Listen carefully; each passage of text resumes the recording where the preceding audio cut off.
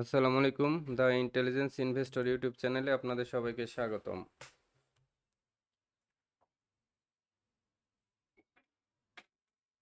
আজকে সকালের আপডেটটি দেখেন, মার্কেটটি আজকে 21 পয়েন্ট বেড়ে আছে, কিন্তু স্টকস কোনোটারই তেমন মুভমেন্ট নাই বলতে কি, মার্কেটটা কোনো একটা কারণে একদম সাইলেন্ট আছে, না পড়তেছে না বাড়তেছে কোনো স্টকস। তার মানে কি, এই অবস্থায় আপনারা কি করবেন? এই অবস্থায় কিছু শেয়ারের বায়োগ্রাফি দেখলে আপনারা বুঝতে পারবেন। যেমন এখানকার টপ 20 কিছু শেয়ার আপনাদের দেখাই, তাহলে আপনারা ক্লিয়ার হবেন আজকে কি হচ্ছে আসলে।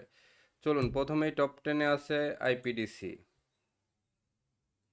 আইপিডিসিটা দেখে আসি।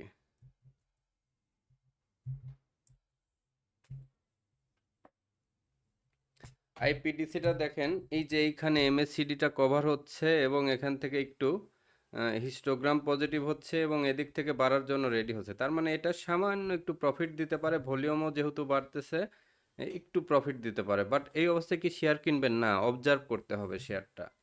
কারণ ডোমিনেসটা দেখেন, এই যে হাই 75 টাকা, এখন চলে 69 টাকা। ইয়েস্টারডে ক্লোজ প্রাইস ছিল 75, তার মানে কি 6 টাকা কমে গেছে। ডোমিনেসটা কি একদম সেল প্রেশার, তার মানে এখান থেকে বের হয়ে যেতে হবে। এবার চলুন দেখে আসি বেক্সিমকোটা কি অবস্থায় আছে। আজকে মার্কেট আসলে আপনাদের অবজারভেশনের দিন, মানে আজকে কোনো সিদ্ধান্তই নিবেন না। যদি কোনো প্রফিট থাকে, কিছু প্রফিট মনে যদি হয় যে তুলে নেওয়া দরকার, প্রফিট বুক করতে পারেন। বাট এই যে এই অবস্থায় দেখেন, শেয়ারটা পরে নাই, ট্রেন্ড নষ্ট হয় নাই, এখনও আপ ট্রেন্ডেই আছে, ট্রেন্ড ঠিক আছে। বাট মার্কেটটা আজকে অবজার্ভ করেন। এরপরে মালিক স্পিনটা ঠিক আছে, মালিক স্পিনটা হোল্ড করেন। মালিক স্পিনের কিন্তু টেম্পার ঠিক আছে। মালিক যাদের আছে একদম অবশ্যই হোল্ড করবেন।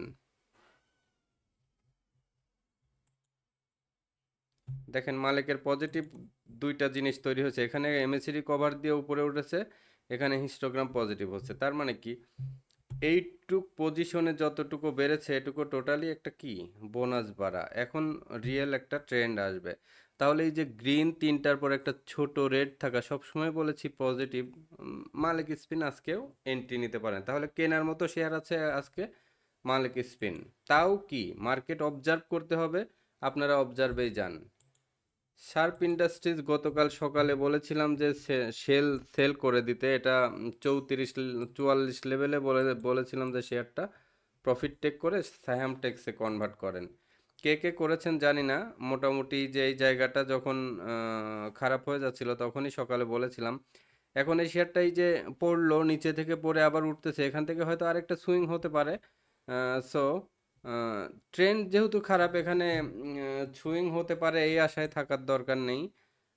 লসটা না হলে প্রফিট থাকলে, সবাই প্রফিট তো থাকার কথা, শার্প ইন্ডাস্ট্রিজ তো অনেক আগের থেকে বাড়তেছে, সবারই প্রফিট থাকার কথা। আর যারা হাইয়ে গিয়ে কিনেছেন তারা আহ, কি করবেন, কয় পার্সেন্ট ইয়ে হয়, যদি এটা 6-7%-এর মধ্যে থাকে তাহলে লস নিয়ে ফান্ড ফ্রি রাখেন, আবার এটা রিকভার একদিনেই হয়ে যাবে। আর যদি বেশি লস হয়ে যায় তাহলে অবজারভেশনে রাখেন। বেশি লস কারুরই নেওয়া ঠিক হবে না। এরপরে এমএল ডাইংটা দেখেন, এমএল ডাইংটা কি অবস্থায় আছে।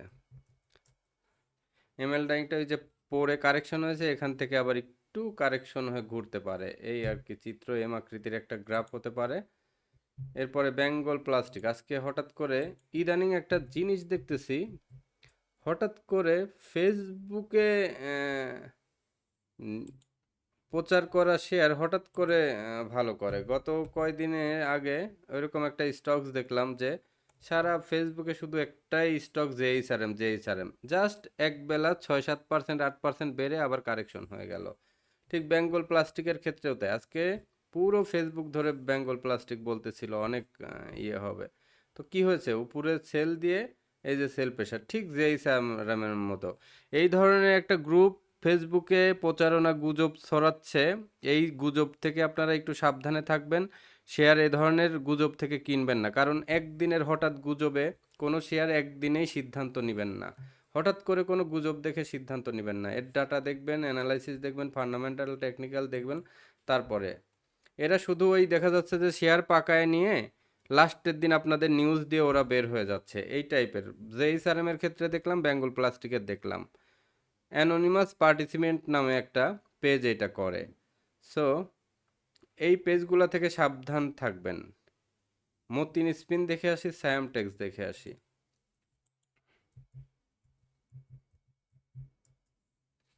মতিন স্পিন কি, মতিন স্পিন ঠিক আছে, এখনো ট্রেন্ড নষ্ট হয়নি। এই যে এটা যে অবস্থায় আছে এখনো ট্রেন্ড খারাপ বলা যাবে না।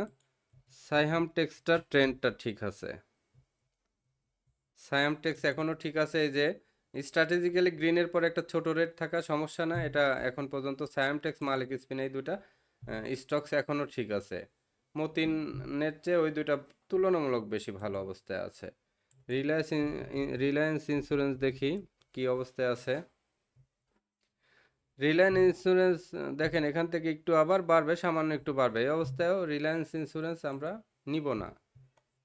এরপরে দেশ গার্মেন্টস দেখি, আমান ফিড দেখি, চলুন।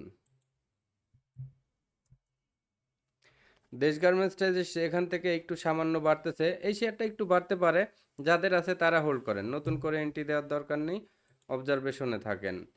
এরপরে দেখব আমান ফিড, সমরিতা, রানার অটো।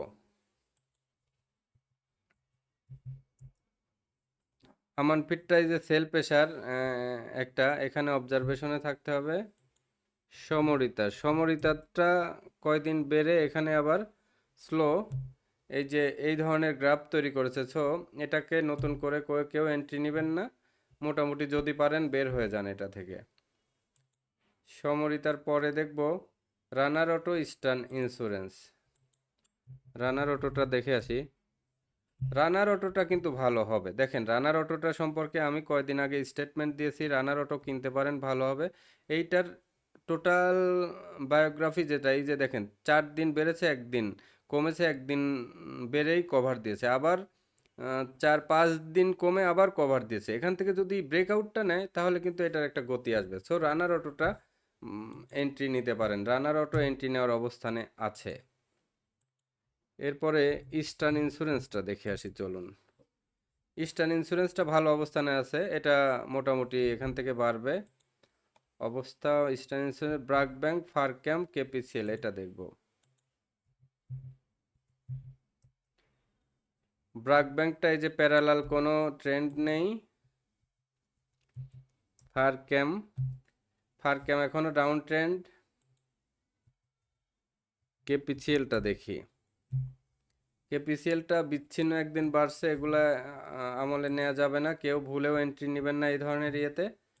আরেকটা স্টক টিকে আছে, এই যে সাপোর্টটা কিন্তু টিকে আছে, মোটামুটি সাপোর্টের স্ট্রেংথ ঠিক আছে, সাপোর্ট অত এখনো নেগেটিভ না। বাট এই যে ছোট ছোট অনেকগুলা ক্যান্ডেল দেওয়া, একদিন হঠাৎ বড় রেড ক্যান্ডেল দেওয়ার একটা চান্স থাকে এই সব ক্ষেত্রে। সো সাপোর্ট কেউ নতুন করে এন্ট্রি নেবেন না, আগে যাদের আছে অবজারভেশনে রাখেন, হোল্ড করেন, যদি খারাপ দেখেন, একটু খারাপ দেখলেই সেল করে দিবেন।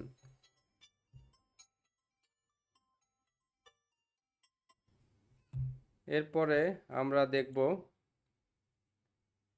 ফেক ডিল দেখলে আজকের মোটামুটি টপ 20 দেখা শেষ। তাহলে ফেক ডিল দেখে আজকের ভিডিও শেষ করে দিই।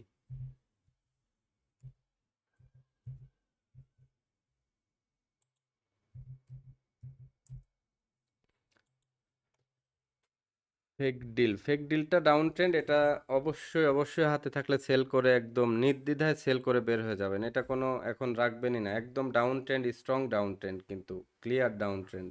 এই ক্ষেত্রে শেয়ার একদম বের হয়ে যাবেন, যত লস হোক, 10%, 15%, যা লস হোক, এখানে লস নিয়ে নেবেন, না হলে লসটা কিন্তু আরও বাড়বে, এই যে 20-21 এই সব জায়গায় চলে আসতে পারে, সতর্ক করে দিলাম। তো এখন আজকে টপ 10-এর মধ্যে যেটা আছে, এখানে আইপিডিসি একটু ভালো হবে, মালিক স্পিনে ঠিক আছে, সাইহাম টেক্সটা ঠিক আছে, এই তিনটা স্টকস ঠিক আছে এখানে। রানার অটোটা ঠিক আছে, এই কয়টা স্টকস ঠিক আছে, আর বাকি সবগুলা একটা সেল প্রেশার আছে। সো মার্কেটের চিত্র কিন্তু মোটেই ভালো না, পুরো টপ 20-তে বেশিরভাগ স্টকসই খারাপ, অথচ মার্কেটের পয়েন্ট বেড়েছে কিন্তু অনেক। কত পয়েন্ট বেড়েছে দেখেন এখন পর্যন্ত। ও, এখন তো মার্কেট নেগেটিভ হয়ে গেছে, যে 8 পয়েন্ট মাইনাস হয়ে গেছে মার্কেট। অবজার্ভ করেন, মার্কেটের পরিস্থিতি খুব একটা সুবিধাজনক আজকে মনে হচ্ছে না। আপনারা ফান্ড ফ্রি করলে হুটহাট করে কিছু কিনবেন না, একদম কনফার্মেশন পাইলে তখন আবার কিনবো। উম, এই মুহূর্তে আসলে কোনো ফান্ডই এঙ্গেজ করবেন না, ফান্ড যেটা ফ্রি হবে ফ্রি রাখবেন। তো সবাই ভিডিও ভালো লাগলে আজকের ভিডিও, জানি সবাই যখন মার্কেট খারাপ থাকে, মার্কেট খারাপ এটা নিতে পারেন না, এটাও নিতে হবে, ফান্ড ফ্রি রাখবেন। আপনারাই চাইবেন যে নিচে আসুক, আরও নিচে আসুক, আরও কম দামে শেয়ার কিনবো, দেখবেন অল্প করে ফান্ড হলেও আপনারা ফ্রি রাখেন। 10,000 পারেন, 20,000 পারেন, 50,000 পারেন, 1 লাখ পারেন, যে যেভাবে পারেন ফান্ড ফ্রি রাখেন, দেখেন ভালো লাগবে, তখন মার্কেট কমলে আসলেই ভালো লাগবে। ফান্ড ফ্রি রাখেন। তো সবাই আজকের ভিডিওটি ভালো লাগলে লাইক কমেন্ট শেয়ার করেন আমার ভিডিওটি। আর এই যে আমাদের যে হোয়াটসঅ্যাপ নাম্বারটি আছে 017222029992, এইখানে পোর্টফোলিও ম্যানেজমেন্ট করে দেওয়া হবে এই নাম্বার থেকে। এবং আপনাদের হচ্ছে কোর্স করার ইচ্ছা থাকলে ফান্ডামেন্টাল এবং টেকনিক্যাল অ্যানালাইসিস শিখতে পারবেন একই সাথে, এবং সাইকোলজিক্যাল কিছু বায়াসনেসও শিখতে পারবেন, পোর্টফোলিও ডিজাইন করা শিখতে পারবেন, অনেক কিছু শিখতে পারবেন। ক্যান্ডেলস্টিক থেকে শুরু করে আরএসআই থেকে শুরু করে আপনার accumulation, distribution, support, resistance, volume analysis সব কিছু এখানে শিখতে পারবেন। বলিঞ্জার ব্যান্ড থেকে প্যারাবোলিক কোনটা কি কাজে করে, আসলে মাত্র এতগুলা ইন্ডিকেটরের ভিতরে 4টা ইন্ডিকেটর মিলাইতে পারলে আপনি মার্কেটে ভালো করবেন। কোন সেই 4টা ইন্ডিকেটর? ফান্ডামেন্টালে শুধু 1-2টা ইন্ডিকেটর দেখলেই আপনারা ভালো করতে পারবেন। ফান্ডামেন্টালে 2-3টা প্যারামিটার দেখবেন, তাহলেই ভালো করতে পারবেন। এখন সেই 2-3টা প্যারামিটার কি, এগুলা শিখতে হবে অবশ্যই। মার্কেটে টিকে থাকতে গেলে নিজে অবশ্যই এডুকেটেড হতে হবে। ঠিক আছে, আজকের ভিডিও পর্যন্ত, সবাই ভালো থাকবেন, আল্লাহ হাফেজ। নেক্সট ভিডিও আসবে সন্ধ্যার পরে।